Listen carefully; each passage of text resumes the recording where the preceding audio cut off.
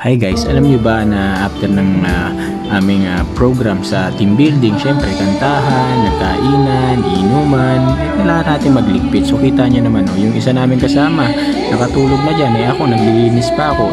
Dahil nga hindi maawat itong si Mrs. sa pagkanta, kami na naiwan dito, di ako na yung naglinis ng pinag-iwanan ng tropa, kita nyo. So instead na matapos-tapos na, hindi tayo matapos kasi hindi mapigilan yung pagkanta ni Mrs. May magagawa ba tayo? Kaso nga lang anong oras na? Alas 2 na. Tignan nyo, pakita kung gaano siya nag-e-enjoy sa pagkanta. Hindi naman maka 100. Kanina pa yan guys, di kita mo.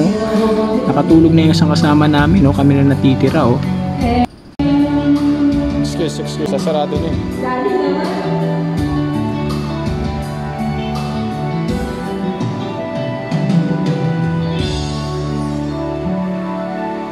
Hindi ka pa tapos, sasarado na eh.